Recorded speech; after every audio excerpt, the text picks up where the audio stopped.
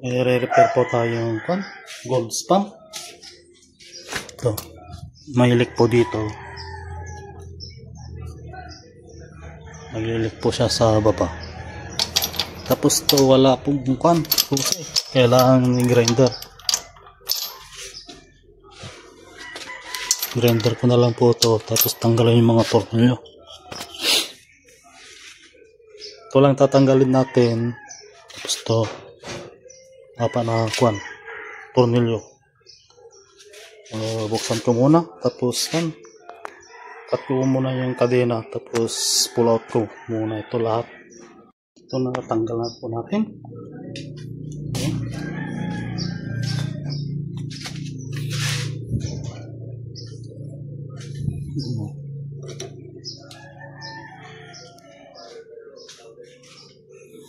Tapos babaklasin ko na lang po yung na tornilyo. Lalaki po yung tornilyo po niya. Buksan ko muna, tapos ipakita ko yung loob niya.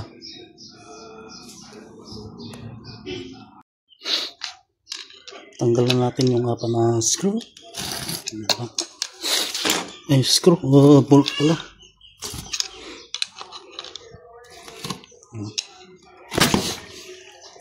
Ito.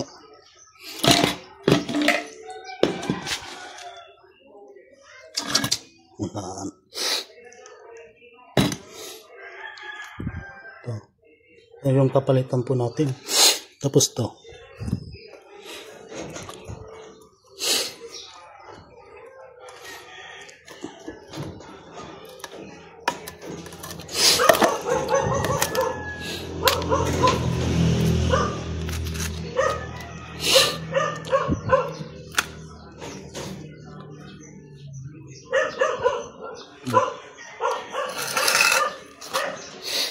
Golds 1 horsepower. Yan po yung model.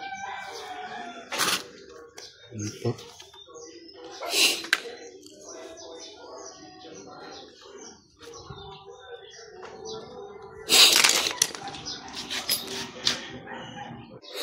Tapos ito yung bago.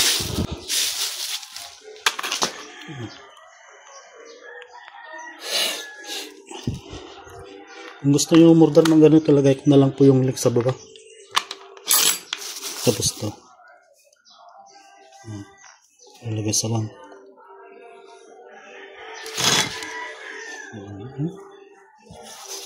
I-assemble ko muna.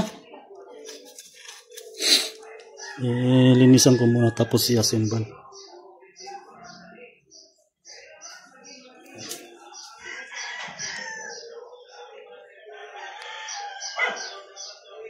Ito po ito. Ito yan. Tapos natin linisan. Hindi natin natanggal mabuti. Yung rookie na yan. Yan po. Yan po. Tapos nasa taas po yung dalawang butas. Tapos to. Kaya natin lagay dito. Lagay ko muna yung tornilyo. Sinsya na kayo, wala tayong taga-video. Ilagay ko muna, tapos ganyan. Basta ganyan, diretso na ganyan.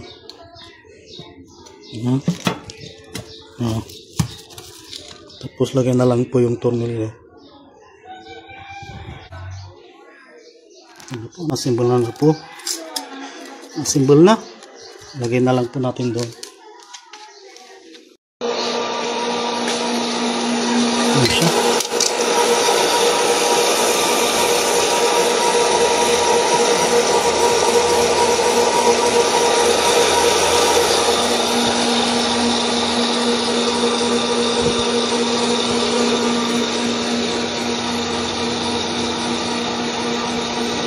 Okay na po siya. Wala na pong leak sa baba. Dati kasi naglilik po lang. Ganito na lang po yung pan natin.